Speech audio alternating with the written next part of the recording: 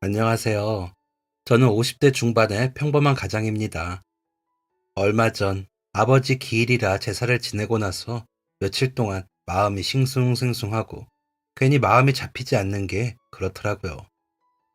싱숭생숭한 김에 지나간 시간들을 되돌려 보니 많은 일들이 있었더라고요. 사람 사는 게 다 거기서 거기라는데 그때는 왜 그렇게 힘들었는지 혼자서 울며 주먹을 쥐면서 고통을 감내하던 때도 있었습니다. 저는 집안의 4대 독자입니다. 지지리도 가난한 집 4대 독자는 별 대수로울 게 없죠. 오히려 집안의 모든 것들을 짊어져야 하는 책임만 있을 뿐이죠. 그래도 상관없었습니다. 없어도 없는 줄 모르고 만족하면 행복했으니까요. 아버지와 어머니는 가난하셨지만 제게 나눌 줄 아는 사람이 되라 가르치시며 더 힘든 사람들을 돌볼 줄 아는 사람으로 가르쳤습니다. 하루 삼시세끼 굶지 않고 몸을 뉘이고 비바람 피할 잠자리 있으면 그조차도 없는 사람 도울 줄 알아야 한다고요. 저는 부모님의 그런 반듯함이 좋았습니다. 존경스러웠고요. 나만 아는 사람보다는 주변을 돌아볼 줄 아는 사람이 멋지더라고요. 아버지는 동사무소에서 일을 하셨는데 그러다 보니 어려운 사람들을 많이 알고 지내시면서 주변 사람들이 알게 모르게 많이 도우셨습니다. 그런데 혼자 가시기 힘들 때는 제게 손을 보태라 심부름을 시키곤 하셨죠. 저는 그 심부름이 싫지 않았습니다. 가끔 귀찮을 때도 있긴 했지만요. 병원에 못 가시는 노인분들 병원에 모시고 가고 약도 받아다 드리는 일이었거든요. 반찬을 가져다 드리는 일도 하고 쌀도 봉지에 담아 가져다 드리기도 했습니다. 심부름을 갈 때마다 아버지를 칭찬하시면서 고맙다고 하시는 어른들의 말씀이 제게는 자랑스러움이었고 자부심이 되었습니다. 그래서 좋았습니다. 아버지 성함 3글자를 말할 때마다 뿌듯했으니까요. 어머니도 그런 아버지를 자랑스러워 하셨습니다. 없는 살림에 빠듯하게 살았지만 그 넓은 마음을 헤아릴 줄 아시는 분이었으니까요. 언제나 다정하게 웃으시며 아버지의 출근길 배웅을 나가시던 모습과 퇴근길 마중을 하시는 모습이 아직도 눈에 선합니다. 그때 참 행복했거든요. 저희 가족은 화목한 가정이었습니다. 동화책에서처럼 말이죠. 흔히 달동네라 불리는 동네의 중턱 즈음에 자리 잡은 집의 작은 마당에서 저희는 따뜻하고 포근한 가족이었습니다. 작은 둥지에 사는 새 가족처럼 말이죠. 눈이 오면 미끄러지고 장대비가 쏟아질 때는 개천처럼 물이 고여 흐르더라도 연탄불이 꺼져 냉기가 흐르는 방바닥에 발바닥이 찌릿할 정도로 차가워도 저희는 마음이 푸근했고 따뜻했습니다. 저는 아직도 그 시절 덕분에 행복합니다.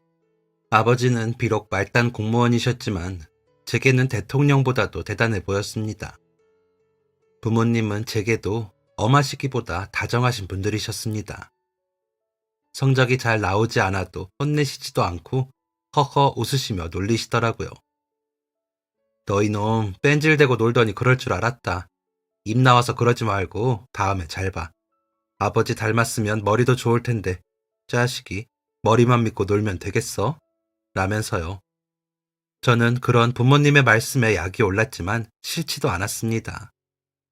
아버지를 닮았다는 말도 좋았고 머리가 나쁘지 않다는 말도 좋았고요. 공부가 좋진 않았지만 부모님의 그런 말을 들으면 또 공부도 좀 해보면 안 되진 않겠다는 생각도 들고요. 그래서 제법 공부도 열심히 했습니다. 어머니는 그런 저를 기특해 하셨습니다.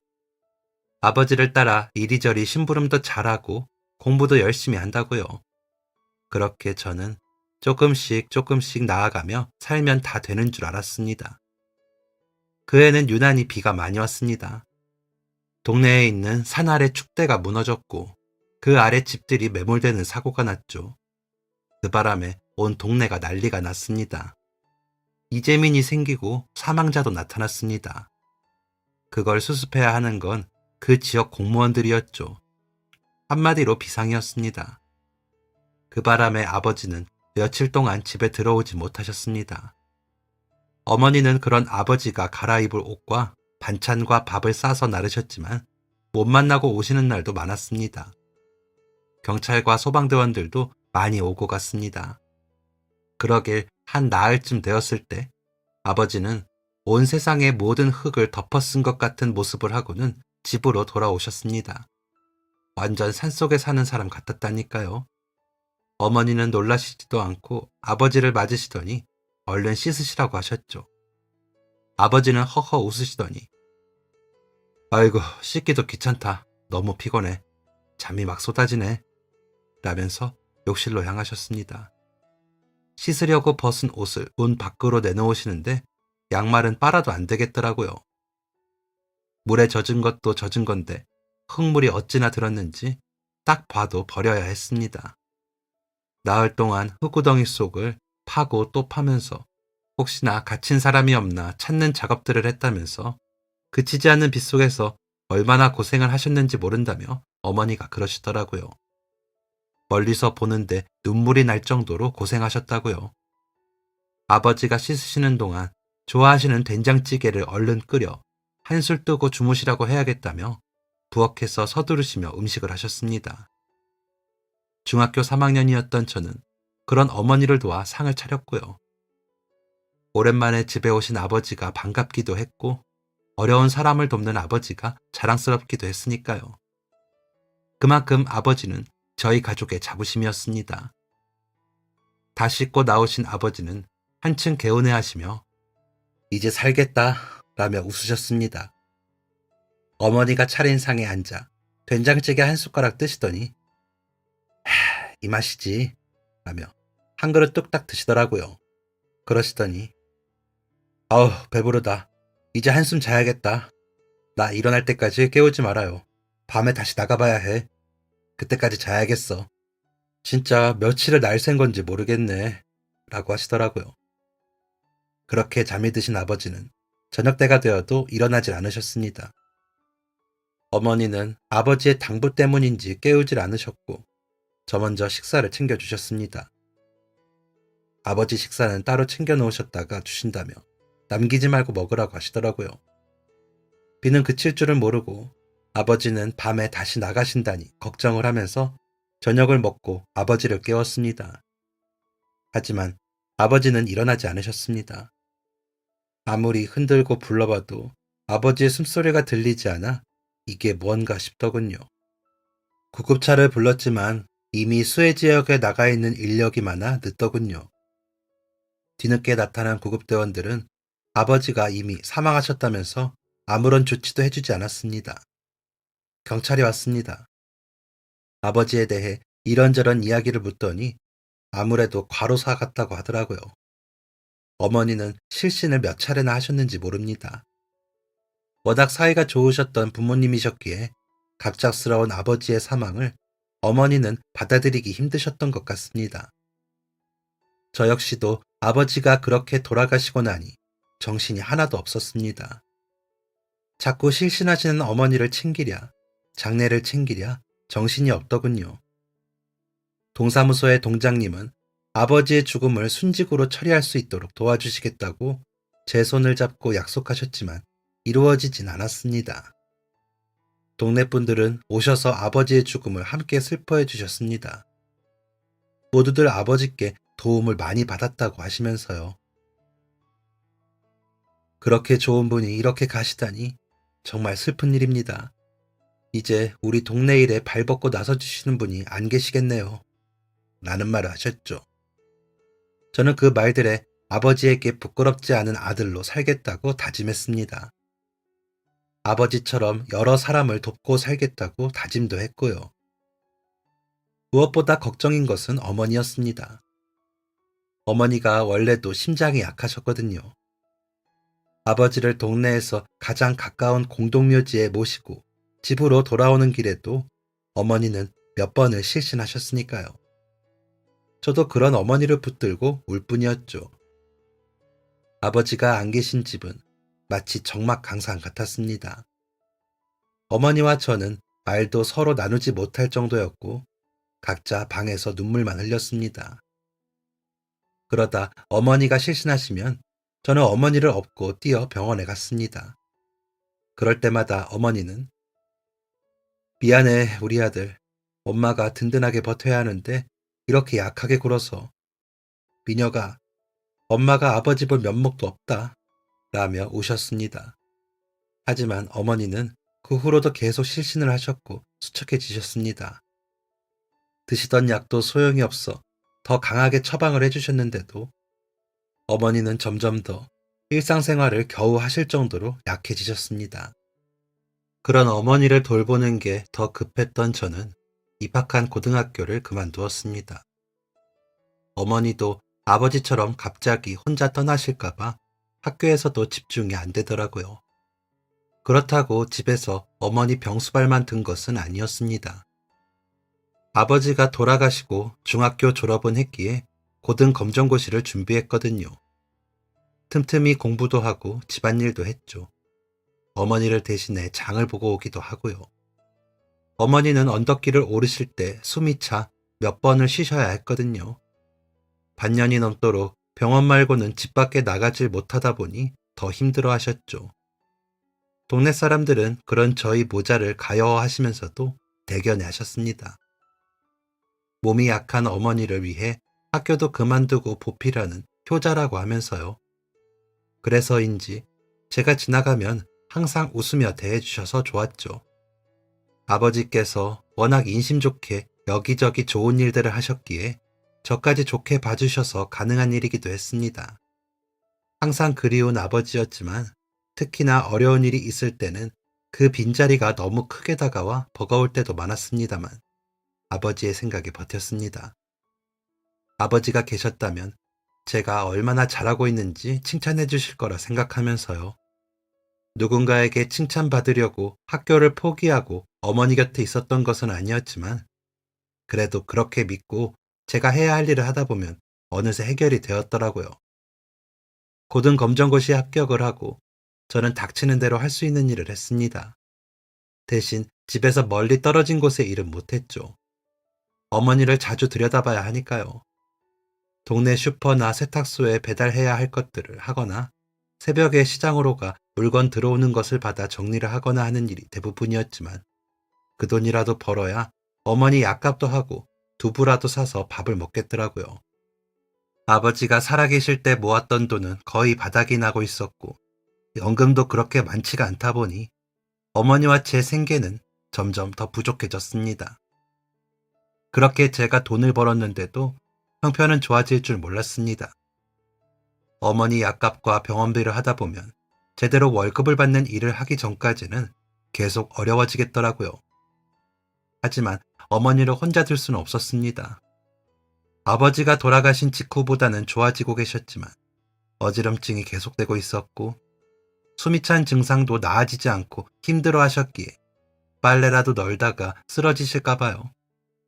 시장에서 일을 하며 식재료를 얻어오는 날도 있었습니다. 저렴하게 장을 봐오는 날도 있었고요. 그러면 어머니는 콧노래를 흥얼거리시며 반찬을 하셨습니다. 그리고는 적당량을 덜어 전부터 혼자 계시는 노인분들에게 가져다 드리라고 하셨죠. 저는 그 반찬들을 졸래졸래 가져다 드리고 아버지가 살아계실 때처럼 대신 칭찬을 받고 기분이 좋아져 돌아오곤 했습니다. 아버지가 계실 때만큼 자주 가져다 드리지는 못했지만 한 번이라도 더 가져다 드릴 수 있게 해야겠다는 욕심이 나기도 했습니다. 제가 그렇게 반찬을 배달을 하고 오면 어머니는 아버지가 살아계실 때처럼 환하게 웃는 얼굴로 저를 맞으시며 힘들었지? 하루 종일 자전거로 힘들게 일하는데 엄마 심부름까지 하려니 힘들지. 그래도 우리 하는 데까지 해보자. 우리가 안 들여다보면 힘드신 분들이잖아. 미안해. 그 정도는 엄마가 혼자 해결해야 하는데.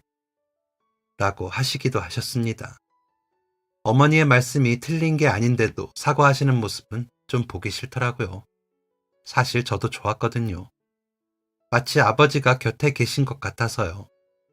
그런 와중에 다행인 것은 아버지가 돌아가신 지 2년이 조금 넘자 어머니가 실신하시는 횟수가 점점 줄어드셨다는 것이었습니다.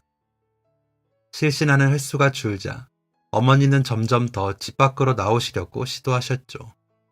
집 앞 계단까지 나오시다가 그 계단 밑까지 내려오셨다가 올라가시기도 하시더니 집 앞 슈퍼 앞에 놓여있는 평상에 나와 앉아 기다리시기도 했습니다. 어머니가 그렇게 노력하는 모습을 보여주시니 저는 더 열심히 했습니다. 슈퍼에서 파는 쌀과 여러 품목들을 배달하고 세탁소에서 나가는 세탁물들을 배달하면서도 제 꿈은 번듯한 직업을 가지는 사람이었습니다. 제가 조금이라도 더 월급을 받을 수 있는 일을 가지고 형편이 나아지면 어머니 병원에서 받아야 한다고 하셨던 검사도 받을 수 있고 아버지처럼 여러분들을 더 도울 수도 있다는 생각에 그런 목표가 생기더라고요. 하지만 목구멍이 포도청이라고 갑자기 달라지는 것은 어려웠습니다. 여기저기 서류를 넣고 면접이라도 볼 수 있기를 기다렸지만 쉽지 않더군요. 그때까지는 제가 맡은 일을 더 부지런히 하는 수밖에 없었습니다. 그러다 보면 여기저기 제가 보고 싶지 않아도 알고 싶지 않아도 보게 되고 알게 되는 일들이 생겨 제 나름대로 도울 수 있어 좋았습니다. 저희 동네가 독거노인들이 제법 많았고 달동네 특성상 가파른 길이 많아 나오고 싶어도 멀리 가지를 못해 장을 못 보시고 약국에도 못 가시는 걸 안 거죠. 그 정도는 제가 자전거로 휙 다녀오면 될 일이었습니다. 그래서 다니면서 일부러 심부름 다녀올 건 없는지 들여다보고 여쭤보는 거죠. 저녁에 어머니께 그런 심부름한 걸 말씀드리면 좋아하셨거든요. 마치 아버지를 보듯이 보시면서 웃으시는 어머니의 얼굴이 좋았습니다. 그러다 보면 건강을 되찾으실 거라고 믿었기 때문이죠. 다른 사람들이 아닌 나와 어머니를 위해 도움을 주는 것이나 다름이 없었습니다. 그랬기에 너무 칭찬해 주시고 고마워하시면 조금 부끄러운 생각이 들기도 했습니다. 어쩔 때는 학교에 다니는 친구들이 부럽기도 했었고 답답하기도 했습니다. 친구들과 몰려다니며 공을 차는 게 낙이었던 저였는데 아버지가 돌아가신 이후로 집 근처를 못 벗어나는 생활이 무료하고 따분했거든요. 그런데 주변에 일어나는 일들을 알아가며 살필 수 있는 건 오히려 제게 다행이었죠.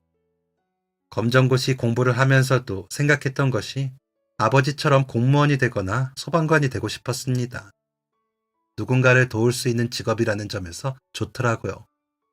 하지만 점점 더 집에서의 생활이 길어질수록 공무원이나 소방관이 되는 일은 자신이 없어지더라고요. 현실에 안주한다고 하잖아요. 제가 그랬던 것 같습니다. 주변을 살피는 일을 하고 싶지만 자신이 없어지고 어머니 건강도 나아지고 있었지만 제가 곁에서 적극적으로 돕지 않으면 힘이 드셨기에 포기를 한 거죠. 하나씩 하나씩 현실이라는 벽을 핑계로 그랬습니다. 그렇다고 그때 제 삶이 비루하고 한심하다고 할 수만 없었던 게 그나마 누군가를 도울 수 있었던 게 아닌가 싶네요. 그 작은 선함의 씨앗이 제 삶을 지탱해줬던 거죠. 잘난 척도 아니고 우월감도 아니었습니다.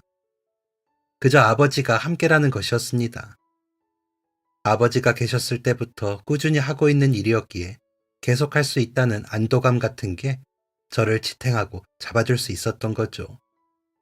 중심을 잃지 않고 견딜 수 있는 힘 역시 아버지에게서 온 것이었다는 게 지금 생각해도 너무나 감사한 일입니다. 그때도 너무 다행이라고 생각했거든요. 그러다 보니 동네 분들께 도움이 될 만한 일을 찾는 게 즐겁더라고요.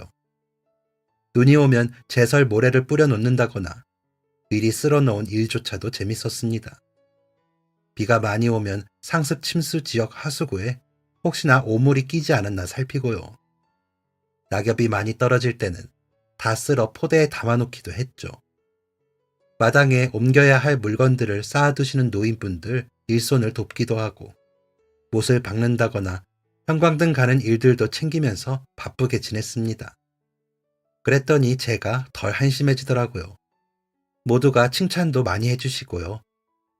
한 번은 혼자 계신 할머니가 불이 난 집에 갇혔다는 말을 듣고 달려가 할머니를 모시고 나오기도 했습니다.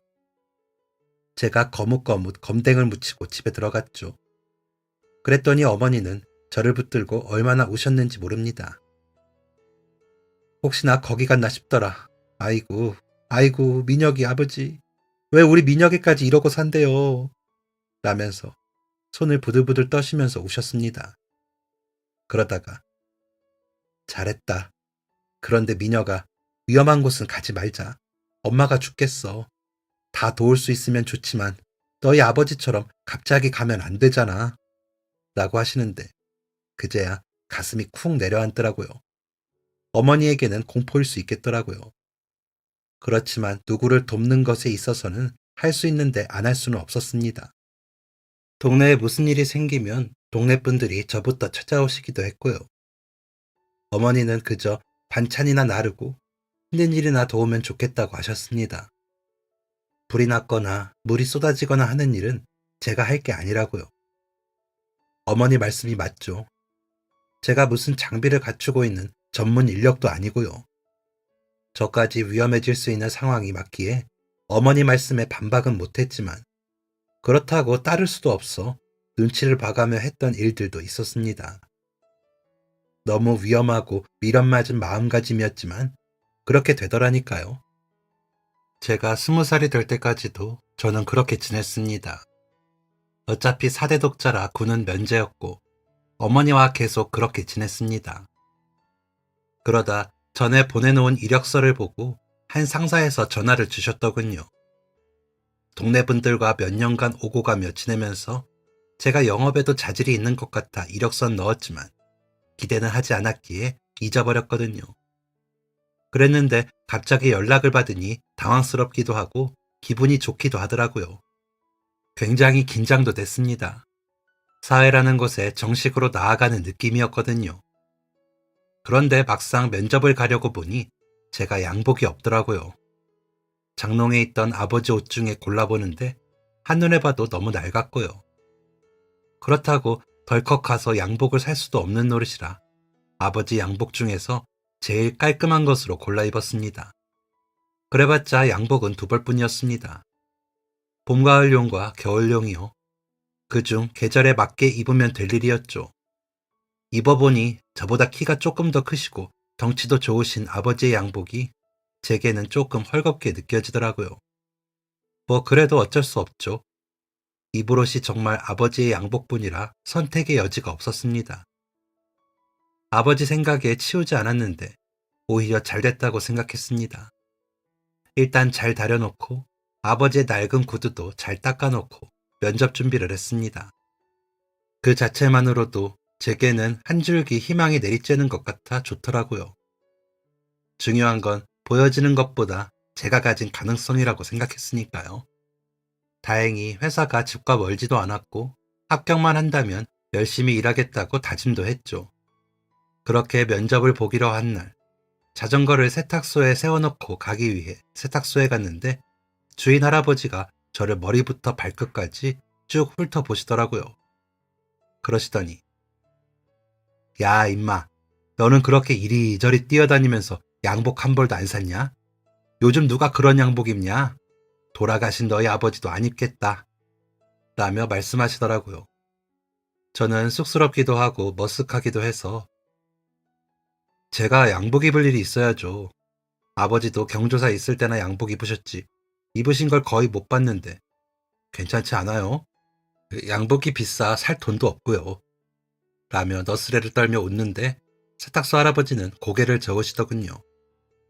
그러더니 제게 손짓으로 따라오라고 하시더니 안쪽에서 깔끔한 양복 한 벌을 꺼내어 제게 대보시면서 좀 큰가? 그래도 이거 입고 가. 면접이라며 사람이 말끔해 보여야지. 네가 입고 있던 양복 밑단 틀어진 거 못 봤어? 라며 제게 갈아입으라고 하시더라고요. 제가 보기에도 더 말끔한 옷이기도 했고 할아버지의 성의를 생각해 갈아입었습니다. 그러고 거울 앞에서 옷을 비춰보고 있는데 세탁물을 맡기러 오신 꽃가게 사장님이 저를 보시더니 민혁이 오늘 좋은 데 가냐? 라고 물으시더라고요. 그래서 면접 간다고 했더니 아이고 그래? 옷에 비해 신발이 너무 낡았다. 잠깐만 하시더니 나갔다가 본인의 구두를 가지고 오셔서는 신어봐. 이게 훨씬 낫다. 색도 더 맞고. 그런데 가방이 책가방이야? 서류 가방 같은 거 없어? 라고 하시더군요. 저는 가방은 생각도 못했기에 에이 뭐 가방까지 신경을 써요. 이거면 돼요. 감사합니다. 깨끗하게 입고 깨끗하게 신고 다시 반납하겠습니다. 라고 하면서 세탁소를 나섰습니다. 양복은 폼이 크고 신발도 헐거웠습니다. 마치 어른 옷과 신발을 훔쳐 입은 어린애처럼 보이더라고요. 그래도 기분은 좋더라고요. 제가 뭐라고 그렇게 신경을 써주시니까요. 집에서 입고 나왔던 아버지의 양복과 신발은 세탁소에 맡긴 채 면접 볼 회사로 향하려고 하는데 복덕방 사장님이 저를 보시더니 미녀가 어디 가냐? 그런데 가방이 그게 뭐냐? 얘는 아직도 지가 학생인 줄 아는가 보네. 이리 와봐라 하시더니 종이 가방에서 새 서류 가방을 꺼내셨습니다. 이거 내가 얼마 전에 새로 산 건데 아직 한 번도 안 썼어. 이거 들고 갔다 와. 아무리 그래도 옷을 그렇게 입었으면 가방도 좀 다른 걸 들어야지 라고 하시면서요. 제가 메고 나갔던 가방은 복덕방에 맡긴 채 저는 따뜻한 마음을 가지고 면접을 보러 갔습니다. 가는 내내 제 모습을 이리저리 비춰봐도 어색하더라고요. 매일 운동복에 운동화를 신고 자전거로 배달만 하던 제가 양복을 입고 구두를 신고 서류 가방까지 들고 걷는 모습이 영 어색하게 느껴졌습니다. 폼도 안 맞고 사이즈도 크다 보니 더 어색하게 보였지만 저는 마음이 따뜻했습니다. 언젠가는 이런 모습도 익숙해져 멋지게 보일 날을 꿈꾸며 씩씩하게 면접 장소를 향했습니다. 면접장에 도착해보니 저 말고도 여럿이 와 있더라고요. 채용 조건이 학력 무관이라 이력서를 넣긴 했는데 다른 사람들을 보니 조금 기도 죽고 나만 아무것도 모르는 것처럼 보여 눈치가 보이더군요. 제 차례가 되었는지 제 면접 번호인 3696번이 불리는데 꿈 같더라고요. 너무 긴장해서 머리가 하얗게 되더니 아무 생각도 안 나더라니까요. 그 상태로 면접장에 들어갔는데 제 모습이 좀 특이하다고 느낀 건지 면접관 한 분이 3696번님, 옷차림이 다소 불편해 보이시는데 괜찮으세요? 오늘 면접이라고 옷과 신발을 어디서 빌리셨나요? 라고 물으며 웃으시더라고요. 저는 네. 이 옷은 세탁소 할아버지께서 빌려주셨고 이 신발은 꽃집 사장님이 빌려주셨습니다.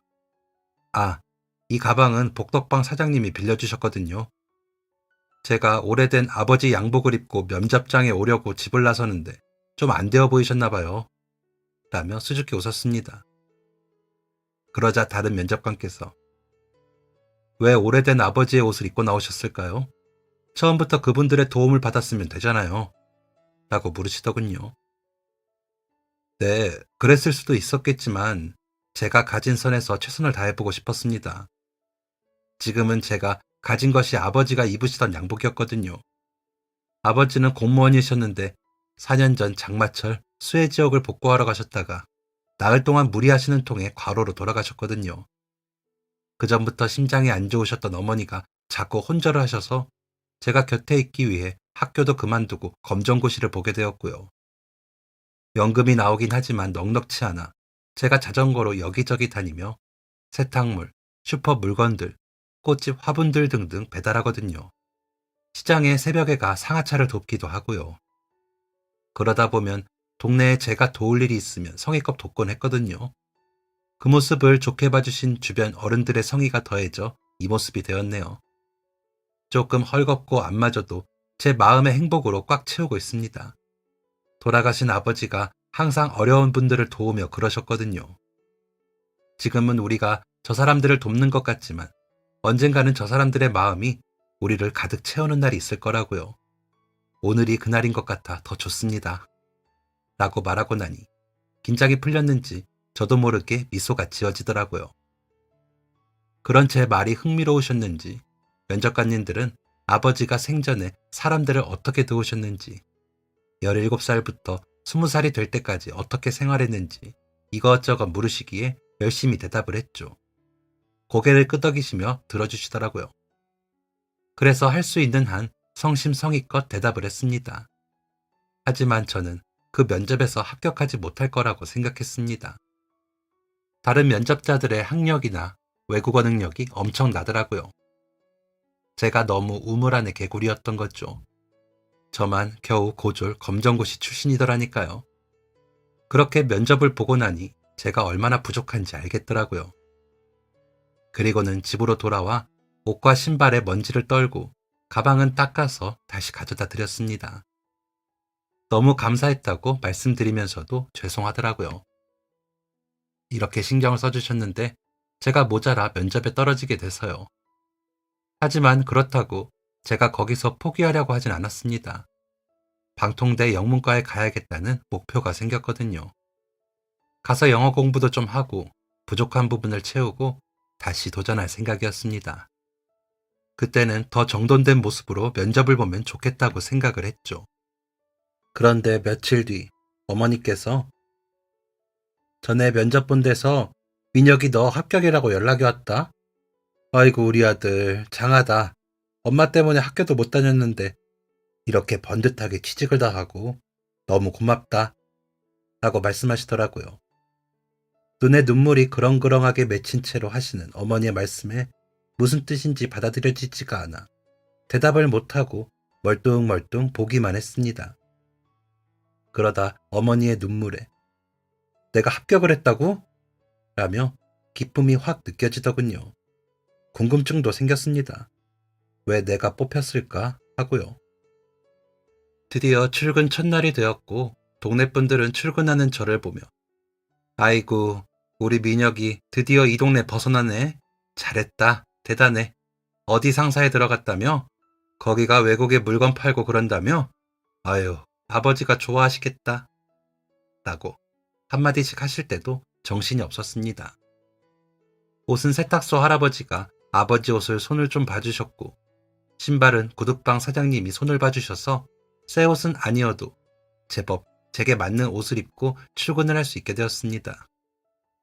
아버지가 남기신 옷과 신발이었지만 또 제게 맞게 입으니 기분이 좀 다르더라고요. 어디서 났는지 어머니께서 선물로 주신 서류 가방은 왜인지 모르게 든든한 느낌까지 들더라니까요. 아버지도 함께 계신 것 같은 생각도 들더라고요. 열심히 일해서 꼭 더 나은 삶을 살겠다고 다짐도 했습니다. 도착해보니 저 말고도 3명의 합격자가 기다리고 있더군요. 다들 그럴싸해 보이는 옷을 입고 새 구두를 신고 있어 저는 또 기가 죽었습니다. 신입사원들과 사장님과 인사하는 시간에는 심장이 쿵쾅쿵쾅 거리더라고요. 그래도 아버지의 양복 자켓을 쓰다듬으며 마음을 달랬습니다. 한결 나아지더라고요. 한 명씩 인사를 나누시던 사장님은 저를 보시며 한민혁 씨, 앞으로 잘 부탁합니다. 면접 볼 때 너무 인상 깊었어요. 민혁 씨 아버님이나 민혁 씨 같은 사람이야말로 이 시대에 꼭 필요한 인재죠. 라고 해주시는데 눈물이 날 것 같더라고요. 각 부서에 배치를 받았는데 제게 이것저것 질문이 많으셨던 면접관님이 부사장님이시더라고요. 제가 알아보고 눈이 커지자 저를 보고 웃으시더라고요. 반가워요. 나 민혁 씨 같은 사람이랑 너무 일하고 싶었잖아요. 진짜 대단한 사람이에요. 사장님도 감동받으셨잖아요. 라고 하시더니 웃으시더군요. 첫날이라 뭐 대단한 업무도 없었지만 정신없이 흘러갔습니다. 퇴근하기 직전 부장님이 저를 따로 부르시더니 민혁 씨, 혹시 따로 공부하는 거 있어요? 라고 물으시더군요. 부끄러움에 귀까지 빨개지는 게 보이는 것 같더라고요. 그래서 사실 저는 이 회사에 합격하지 못할 것이라고 생각했습니다. 면접 때 주변 분들과 비교해보니 제 실력이 형편없더라고요. 그래서 방통대에 들어가 실력을 더 쌓아야겠다고 생각을 했는데 아직 실천은 못했습니다. 라고 솔직하게 말씀을 드렸습니다. 그러자 부장님은 가만히 미소를 지으시더니 그럴 줄 알았어요. 역시 우리 사장님이랑 내가 보는 눈이 정확하다니까. 알았어요. 지금 말한 거 꼭 진행하셔야 해요.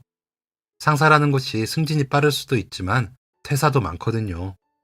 그러니까 노력해서 우리 같이 멀리까지 갑시다. 라고 하시더라고요. 한동안은 정신없이 신입사원 역할에 집중을 했습니다. 그러면서도 방통대에 입학하기 위하여 알아보고 원서를 작성했죠. 아침부터 저녁까지 회사에서 일을 하고 밤에는 공부를 한다는 것이 생각처럼 쉽진 않았습니다. 확실히 검정고시 볼 때보다 힘들더라고요. 그래도 내가 해내지 못하면 나는 회사에서도 뒤처진다는 생각으로 최선을 다해 회사 생활과 학업을 병행했습니다. 어머니는 그런 제가 안쓰러우시다면서도 응원해 주셨습니다. 그러면서 다 어머니 탓이라고 자책하시더라고요. 그런 어머니께 엄마, 나는 엄마가 이렇게 내 곁에서 아무렇지 않게 있기만 해주시면 다 괜찮아. 내가 회사 가서 일하고 올 수 있다는 자체가 나한테는 기적 같은 걸 이라며 어머니를 위로해드리기도 했습니다. 정말로 나빠지지 않고 곁에 계셔주시는 것만으로 제 삶의 목표가 되었으니까요. 부장님께서는 제게 공부하다가 어려운 거 있으면 가지고 와요. 내가 도울 거 있으면 도울게. 대신 민혁 씨가 꼭 필요할 때 나서서 일처리만 좀 잘해줘요. 라고 하셨습니다. 그런 부장님의 말씀도 목표가 되어 노력하게 하더라고요. 한 2년은 공부하랴 일하랴 정신이 없었습니다. 아마 제 인생에서 제일 많이 무언가를 배운 시기가 이때가 아닐까 생각이 드네요. 그런 격정적인 2년이 지나고 저는 제법 신입티를 벗은 상사의 직원이 되었습니다. 그 사이 몇 번의 해외 출장이 있어 어머니가 혼자 집에 계시는 통에 마음을 졸여야 하는 날들이 늘어났죠. 어머니는 점점 더 나아지시더라고요. 약도 전에 드시던 것처럼 드실 수 있게 되었고 숨이 차는 것과 어지러움 증상도 없다고 하시더라고요. 혼자서 시장도 다녀오실 정도가 되었죠. 동네 분들은 어머니의 그러한 변화가 기적이라고 하셨습니다. 제가 너무 효자라 하늘에 계신 아버지가 신을 설득한 거라고요. 좋은 일 많이 하고 가신 아버지의 덕으로 제가 잘 풀리는 거라고도 하셨고요. 저는 그 말들이 다 맞는 말들이라고 생각했습니다. 그래서 저는 허투루 살 수가 없었습니다. 너무 감사한 삶이었으니 말이죠. 열심히 살면 기회가 온다고 하지요. 그래서 제게 기회가 더 왔습니다. 재고 파악이 제대로 안 된 탓에 손해를 볼 수 있었던 회사의 손해를 막기 위해 적극적으로 나서본 거죠. 다들 해봤자 안 된다고 했는데 나서봤습니다.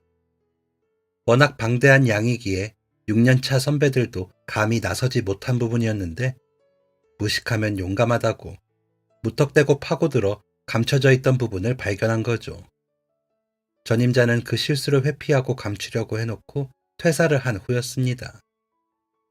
회사가 서류대로 했다면 20억 정도 손해를 봐야 했던 부분이라 저는 사장님과 저녁 식사를 하는 영광을 얻기도 했습니다. 그 사건으로 손해도 안 보고 거래 회사와도 잘 풀려 거래 액수가 더 커졌거든요. 그 저녁 식사 때 사장님이 그러시더라고요. 제 근성 있는 모습이 좋으시다고요. 면접에서 아버지 이야기를 듣고 제가 살아온 이야기를 듣는데 어린 사람 같지 않은 깊이가 느껴졌다며 일부러 짓궂게 해보기도 한다고 하셨고요. 그러시더니 남부장이 배울 점은 많은 사람이죠. 내가 그쪽 라인을 좀 끌어당겨 볼까 하는데 민혁 씨 할 수 있겠어요? 라고 하시더라고요. 무슨 말씀인지는 모르겠지만 잘 봐주신다는 말씀 같아 좋다고 했습니다. 며칠 뒤 인사이동 게시물을 보고서야 알겠더라고요. 부장님은 이사님이 되셨고 저는 과장이 되어 있었거든요. 평사원이 대리도 안 거치고 바로 과장이라니 파격적인 대우였습니다. 제 사수인 김 대리님도 과장님이 되시는 통에 한동안 좀 어색하기도 했습니다. 하지만 어색해 하시면서도 저와 이사님의 일처리를 보시면서 진짜 그러기 싫은데 나도 모르게 인정하게 되네. 민혁 과장님, 나 좀 잘 부탁해요. 라고 하실 정도로 열심히 했습니다. 그게 제 인생의 비결이라면 비결일까요? 물론 저는 저희 아버지가 잘 닦아놓으신 길을 걸은 편이라고 생각합니다. 돌아가신 아버지보다 나이가 많은 이 나이가 되어보니 더 그런 생각이 들더라고요. 누구나 아버지처럼 살 수는 없다고 말이죠. 그래서 더 감사합니다. 어머니는 3년 전에 앓으시던 심장질환을 이겨내지 못하시고 돌아가셨습니다. 가시면서 이제 아버지 뵐 수 있겠다. 민혁아, 덕분에 내가 너희 아버지 면목이 있다. 고맙다. 내 아들로 태어나줘서 고마워. 엄마가 다음 생에는 더 잘해볼게. 고맙다. 사랑한다. 라고 하시고는 얼마 뒤 돌아가셨습니다. 제가 오히려 부모님의 아들로 태어날 수 있어 영광이라고 말씀드려야 했는데 살아계실 때 그 말씀을 못 드린 게 조금 후회가 됩니다. 아버지가 출근하실 때, 어머니가 식사를 준비해 주실 때 이야기할 걸 하는 후회가 갑자기 몰아닥칠 때는 눈물이 왈칵 쏟아지곤 합니다. 그 속마음을 감추려고 더 열심히 일할 때도 있으니까요. 물론 책임감이 더 크게 작용하긴 합니다만 한 번은 제 밑에 부장이 그러더라고요. 이사님은 왜 사원처럼 일하세요? 다들 버거워해요. 쉬엄쉬엄 하세요. 하고요. 저 때문에 괜한 직원들이 손해를 본다는 말에 놀라기는 했지만 저는 일을 덜 할 생각은 없습니다. 그러면 안 되죠. 회사에 할 만큼 하고 그 후에 인정을 받고 정당하게 요구를 해야죠. 그러려면 제게 아직 쉬엄쉬엄은 통하지 않습니다. 아버지가 손수 몸으로 보여주신 것처럼 솔선수범하여 일해야 한다고 생각해서요. 공적인 건 그만큼이고 사적인 문제들도 보다 나은 방법을 찾기 위해서는 선행이 먼저라고 생각이 들기도 하고요. 정말로 주변을 밝고 투명하게 만드는 것은 선한 성실함이라고 생각하거든요. 저는 요즘 보육원에 매달 필요 물품들을 살 비용을 지원하고 있는데 독거노인 지원까지 하려고 애를 쓰고 있습니다. 어머니가 만드신 반찬들을 들고 나를 때처럼 들여다보지는 못하지만 도움이 될 수 있다면 뭐라도 해보려고 합니다. 마음속에 착한 씨앗이 품어지길 바라며 아이들과 쉬는 날 함께 봉사도 다니는데 이제는 대학에서 봉사 동아리를 할 정도라 내심 뿌듯하기도 합니다. 제 사연을 들으신 여러분들께도 착한 씨앗이 닿을 수 있으면 좋겠습니다. 제가 괜히 그러는 게 아니고요. 제가 돌려받아 보니 너무 좋더라고요. 그래서요, 자전거를 타고 달동네를 누비던 제가 한 회사에 이사가 되기까지 오로지 제 힘만으로 된 게 아니니까요. 여러분도 그 씨앗을 뿌리시라고요. 그러다 보면 우리 모두가 행복해지지 않을까요? 그 행복과 감사를 누리시며 보다 나은 삶이 되시길 바라는 마음에서 권하는 바입니다. 행복하세요. 지금까지 사연 들어주셔서 감사합니다. 사연이 재밌으셨다면 구독과 좋아요를 눌러주세요. 감사합니다. 안녕히 계세요.